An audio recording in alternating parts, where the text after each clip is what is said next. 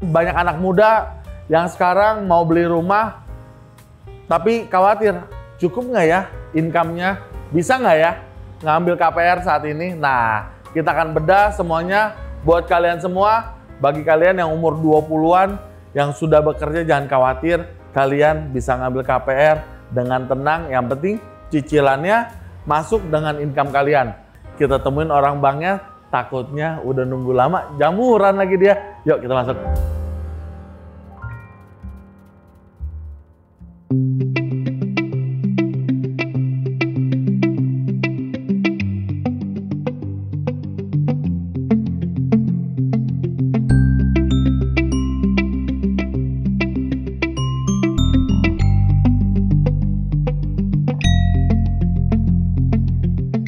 Halo guys, selamat pagi. Balik lagi ketemu sama gue, Dodi. Kita kali ini balik lagi di acara ngopi-ngopi pagi. Nah, kita mau ngobrol tentang properti. Kalau dari kemarin kita ngebahas seputar rumah, ruko yang kita jual. Kali ini kita mau ngobrolin dari sisi banknya nih, dari sisi KPR-nya. Gimana sih? Karena masih banyak konsumen-konsumen yang mau beli rumah ataupun ruko yang menanyakan, oh bahkan tanah, apakah bisa di KPT-in kalau mau dicicil ke bank? Oke, kali ini kita udah sama Desi, ya salah satu dari bank terbesar di Indonesia pastinya ya. Nah, kali ini kita mau ngobrol sama Desi tentang KPR-KPR biar konsumen-konsumen, nasabah-nasabah yang mau KPR semuanya tahu lebih detail tentang DP-nya, dan kita akan bedah tentang KPR lebih tajam lagi. Oke?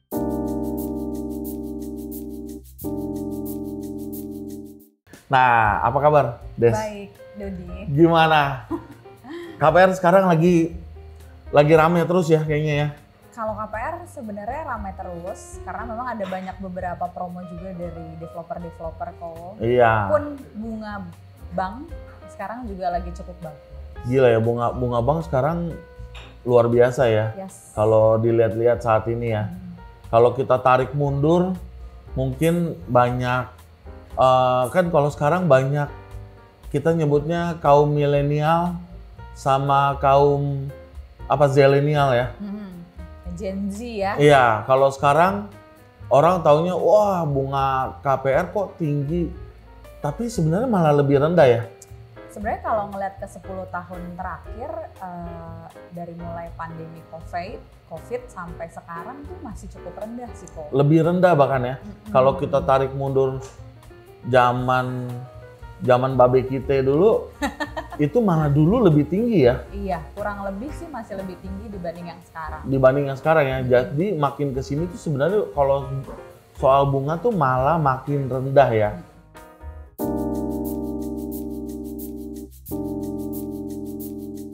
Kita mau ngobrol nih Des, banyak konsumen yang nanyain kira-kira KPR saya tembus gak sih Pak Dodi? Yes. Kira-kira KPR saya di-approve gak sih Pak Dodi? Karena kan kalau nggak di-approve, sayang tuh booking fee-nya hangus di developer kan begitu kan ya. Kira-kira yang menentukan konsumen ini di-approve atau tidaknya tuh kriterianya apa aja sih Des? Oke.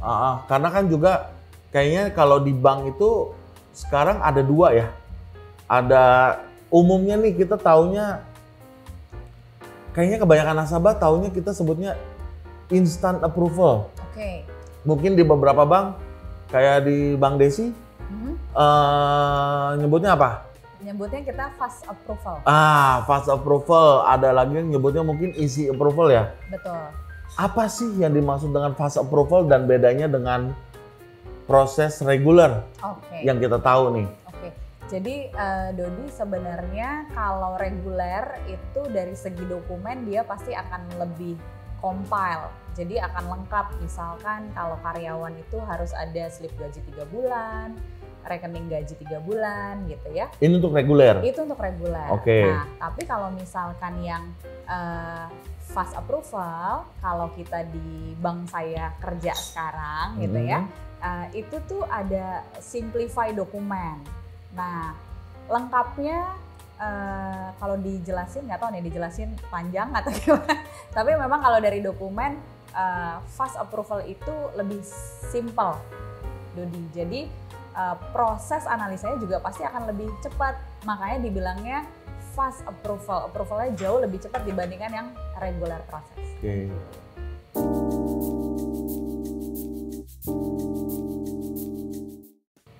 Kalau dibilang fast approval, berarti dokumen-dokumen yang dilengkapinya juga nggak sebanyak yang biasanya yang reguler. Betul. Apa aja dokumen yang perlu dilengkapin kalau di fast approval? Oke, jadi kalau dari sisi dokumen, kalau misalkan dia karyawan itu cuma lampirin surat keterangan kerja yang menginfokan dia itu statusnya apa nih, karyawan tetap kah, kontrak kah, lalu dia bergabung sejak kapan, jabatannya apa, income-nya berapa per bulan, udah. Nah, sama data pribadi ya. Sama data pribadinya ya, data pribadi ya berarti KTP, NPWP, kartu keluarga seperti itu ya. Kalau udah nikah ya lampirin tuh KTP pasangan kawin sama akte nikah. Oke. Untuk fast approval sendiri persyaratannya, apakah ada persyaratan tertentu berbanding reguler? Oke. Sebenarnya kalau fast approval selain tadi dokumen kan memang lebih simple. Tapi kalau dari DP biasanya dia akan lebih tinggi dibandingkan yang reguler. Ini kita bicara rumah baru ya? Rumah baru ya. Rumah baru ya. Nah, rumah baru kalau per saat ini ya ketentuannya itu DP-nya di 10%. Rumah pertama baru. Jadi inden dari developer. Inden dari developer ya. Yes. Jadi harus rumah pertama. Harus rumah pertama. Kalau DP-nya mau 10. Kalau DP-nya mau 10%. Yes. Jadi ketentuan untuk fast approval itu DP-nya harus 10%. Artinya bedanya fast approval dengan reguler secara persyaratan data juga ngelengkapinnya jauh lebih sedikit. Oh, kalau yang fast approval lebih sedikit, betul. Jauh lebih sedikit, lebih simple. Dan kalau boleh bocoran dikit nih nanya-nanya, apakah tingkat approvalnya juga lebih mudah dibanding reguler atau gimana? Oke, jadi karena memang itu kan kita sudah filter dari segi DP, Dodi. Jadi kalau orang-orang yang DP 10% biasanya kemampuan dia membayar tuh jauh lebih tinggi kan dibandingkan yang DP 0, DP 5. Jadi itu memang filter awalnya juga. Itu juga yang akhirnya membuat approval rate-nya biasa lebih besar. Lebih besar, lebih tinggi ya. Kalau dia ternyata udah punya KPR pertama ataupun KPR kedua, atau bahkan misalnya contoh nih dia nggak punya KPR nih, tapi dia ada cicilan lain nih yang sedang berjalan di luar KPR, apakah itu ngaruh kalau di fast approval? Jadi kalau di KPR itu kan ada disebut tuh debt burden ratio, jadi perbandingan antara hutang dengan income. Nah, kalau di fast approval itu memang tetap dihitung tapi tidak jadi acuan untuk approval. Tidak jadi acuan untuk approval. Jadi misalkan ini yang biasa di bank mungkin disebutnya apa? DBR. DBR, benar. Gitu. Jadi kalau misalkan kalau reguler gitu ya, itu DBR-nya untuk income let's say 10 juta gitu ya, itu 50%. Nah, tapi kalau di fast approval biasanya prosentasenya lebih besar, Dodi. Naik tuh ya? Naik, makanya approval rate-nya biasanya lebih tinggi juga. Bisa sampai berapa persen tuh? Kalau kita lihat historical ya, around 90%-an. Sampai 90%? Wah guys, lihat tuh guys. Bedanya kalau kalian ngajuin dengan fast approval, itu misalnya contoh kalian punya penghasilan, kita bicaranya 10 juta ya gampangnya ya. Berarti yang dinilai itu bisa sampai dengan 8-9 juta ya? Yes, untuk porsi hutang. Untuk porsi hutang yang sampai sebesar itu ya? Iya. Wah, berarti tingkat approvalnya jadi benar jauh bisa lebih tinggi ya.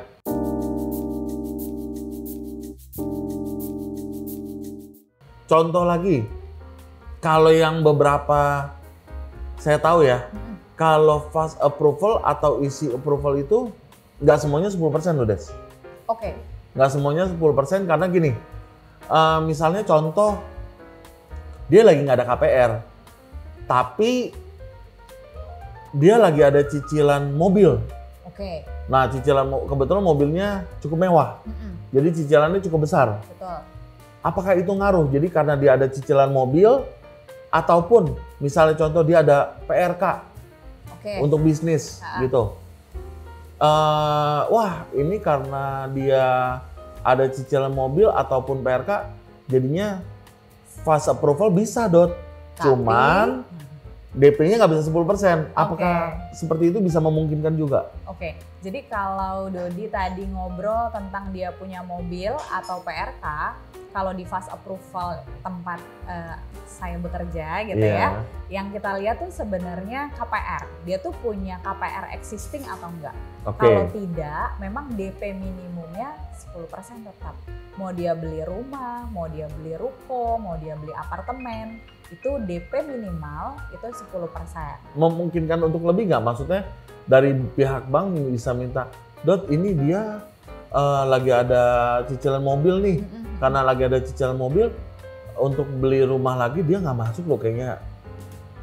Income-nya kalau cuma DP-nya 10% gitu. Oke, jadi sebenarnya tidak hanya DP tadi yang diperhitungkan, cuma memang kemampuan bayar.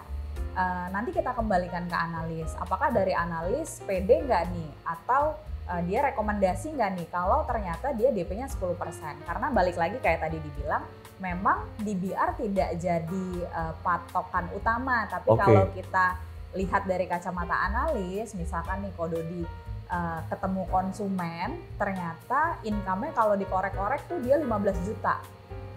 Punya angsuran mobil 5 juta, gitu ya. Nah terus dia mau KPR rumah itu di 11 juta. Berarti total 16 ya? Udah 16 juta. Jadi ya, itu untuk angsurannya doang. Angsurannya doang. Nah income-nya tadi 15. Iya. Kita yang deg-degan sebenarnya. Karena udah ngelebihin ya? Udah ngelebihin, jadi itu kita kembalikan ke analis. Analis tuh merekomendasikan nggak dengan profil nasabah yang seperti itu. Tapi misalkan nih, oh dia itu punya income tambahan loh. Ternyata dia selain kerja punya online bisnis. Nah itu tuh kita juga perlu informasi itu buat kita nanti sajiin ke analis. Banyak tuh Des, nasabah-nasabah yang konsumen-konsumen yang tadi kayak kamu bilang tuh, ada income tambahan, tapi nggak tertera loh. Contoh kayak kemarin, saya punya konsumen, dia pengusaha, boleh dibilang apa tuh, frozen food. Banyak suplainya ke pasar-pasar. Orang pasar kan pasti bon pakainya, bahasa ininya. Sehari-harinya. Dia bayar cash. Dia nggak storein lagi ke bank, tapi karena dia bayar ke supplier juga langsung cash lagi. Nah itu kalau kayak gitu gimana tuh kejadiannya? Jadi memang kita nggak bisa tutup mata ya sama apa yang ada di lapangan. Memang ada juga pebisnis yang mereka cash basis, terima income-nya tunai, bayar ke supplier tunai, gitu ya. Cuma memang gini, kalau dari segi bank itu kan harus validasinya hitam di atas putih ya, Dodi ya. Jadi kita akan melihat mutasi rekening usaha. Nah, ini juga butuh nih di-acknowledge ke beberapa konsumen. Jadi kalau misalkan pada saat dia mau UTJ, terus ditanyain usahanya apa, mendingan dikasih tahu tuh ke konsumennya, boleh nggak? Karena kita mau proses KPR, pas dapat omset, disetor dulu aja ke rekening. Kalaupun nanti mau bayar ke supplier, either transfer atau tarik tunai juga nggak masalah. Yang penting ke record tuh historical usahanya tuh berjalannya kayak gimana. Oh, nggak bisa dari misalnya dia ada bonnya dikumpulin tuh? Iya, karena gini, kalau bon kan kasar katanya kita bisa tulis sendiri ya. Oke. Gitu. Jadi memang analis lebih trust itu kalau melihat mutasi rekening, Dodi. Jadi dari mutasi rekening jadinya. Ya, jadi kalau misalkan cicil DP, nah itu momen tuh ada waktu kita acknowledge konsumen. Jadi yang tadi ya dia apa-apa dapat duit taruh dompet, nah ini dapat duit taruh bank. Tapi sekarang developer sekarang kan luar biasa, Des. Ya. DP-nya bisa 5%. Bisa. Jadi konsumen-konsumen itu banyak yang lebih memilih satu kali bayar. Oke. Bahkan ada beberapa developer yang sekarang udah luar biasa banget nih. Ada yang bahasanya DP-nya disubsidi. Ya. Artinya kalau DP-nya disubsidi kan cukup bayar booking fee, langsung proses ke bank, nanti dia tinggal bayar cicilan KPR-nya aja. Betul. Ada lagi developer yang mengedepankan DP-nya 0%. Jadi sama aja tuh, booking fee aja, langsung proses KPR ke bank, bayar angsuran deh. Bayar angsuran. Jadi nggak perlu keluar DP di depan. Oke. Seperti itu kan. Nah kalau yang kayak begitu-begitu, nggak ada waktu lagi untuk dia setor ke bank, itu gimana tuh? Dari pihak banknya? Oke. Jadi memang kalau dari pihak bank, jujur ya, kondisi itu sebenarnya cukup sulit. Cukup sulit. Ya, jadi untuk viewer-viewernya Dodi nih ya, itu tuh akhirnya bisa jadi paham nih kalau misalkan mau beli rumah, terus usahanya cash basis, di setor dulu nanti omset. Oh, oke. Ngomong-ngomong kalau aus boleh diminum? Terima kasih. Takutnya mana tahu tenggorokannya kering. Minum ya kalau dia. Iya.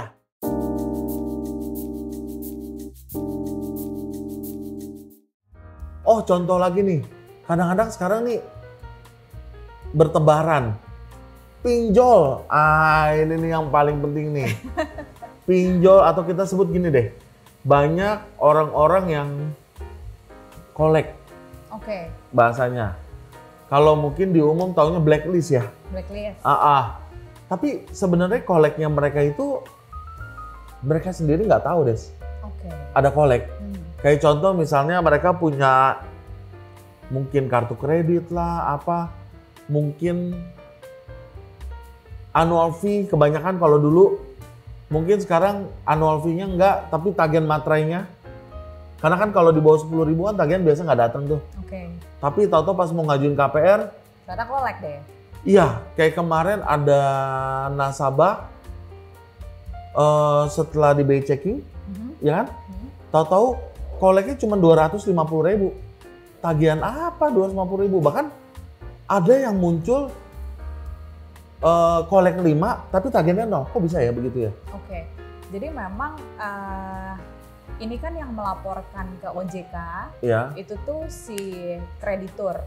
Ya, jadi kalau misalkan pinjol berarti si perusahaan yang memberikan pinjaman online itu yang ngelapor ke OJK. Oke. Nah, makanya sebenarnya konsumen tuh mesti paham, aware sama fasilitas kredit yang dia punya.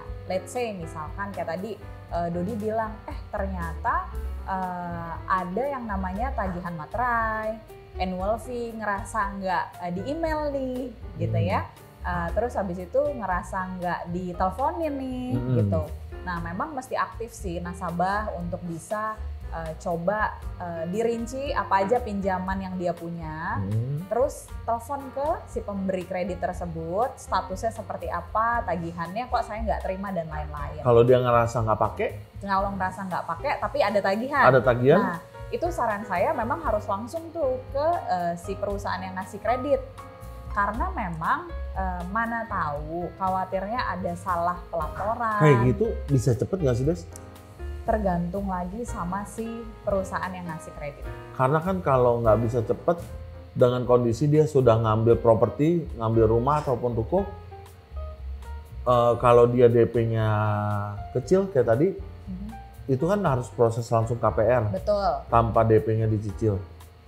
Mana ada waktu lagi? Oke. Jadi memang ada beberapa support gitu ya, dukungan dari bank tempat saya kerja. Jadi misalkan ternyata pas di BI checking ada tunggakan tuh, tapi tunggakannya sebenarnya kecil. bukan yang besar. Let's say karena biaya materai, ya. Nah, itu tuh masih bisa kita coba untuk di-ignore sama analis. Tapi memang itu tuh kita kecilnya tuh seberapa kecilnya? Di bawah 1 juta. Kalau memang tuh kartu kredit. Kalau di luar kartu kredit? Biasanya tetap harus dilunasin. Misalnya di luar kartu kredit tapi tagihannya cuma 100.000 atau 200.000 termasuk bisa di-ignore? Case by case kita bisa minta analis untuk ignore, tapi memang dengan latar belakang ya kita mesti KYC juga nih ke konsumen. Kenapa sih kok ada tunggakan ini? Apakah dia lupa bayar? Ataukah memang ada dari salah pelaporan bank? Gitu. Artinya kalau ini kesalahan atau kelalaian dari nasabah, dia lupa bayar deh kita bicaranya. 800.000 deh bicaranya, jangan terlalu kecil. Artinya masih bisa di-ignore tuh. Artinya proses tetap berjalan sambil dia beresin. Iya betul. Bisa ya? Bisa. Jadi biasanya analis itu akan mensyaratkan tuh approve tapi dengan syarat ini harus diselesaikan. Gitu. Berarti udah 2 nih guys. Di bank tempat Desi kerja, kelebihannya udah 2 nih yang ketahuan. 1, untuk fast approval, DP-nya bisa rata 10% untuk di semua developer ya. Iya. Karena ada nih di bank-bank tertentu yang fast approval-nya atau instant approval-nya yang kita tahu berbeda-beda DP-nya. Ada persyaratannya, DP-nya harus 20% baru bisa jalan. Instant approval-nya DP-nya harus 30%, DP-nya harus 15%. Tapi di bank tempat Bu Desi kerja ini semua rata untuk fast approval 10%. Betul, KPR pertama. KPR pertama bisa fast approval, DP rata 10%. Yang kedua, kalau sampai terjadi ada kolek di bawah 1 juta, proses KPR-nya bisa berjalan tuh sambil kalian beresin koleknya. Karena kan ada di beberapa bank yang mesti nunggu clear dulu ya. Iya, betul. Clear dulu, koleknya baru bisa proses ya. Berarti udah 2 nih kelebihannya. Kita mau cari tahu lagi, bener gak sih di tempat Bang Bu Desi kerja ini emang lagi luar biasa penawarannya dibanding tempat-tempat lain nih. Nah, kalau kalian mau tertarik untuk ngambil KPR di tempat Bu Desi bekerja nih, hubungin Dodi, nanti akan langsung Dodi sambungkan untuk ke Bu Desi jalanin KPR kalian gitu.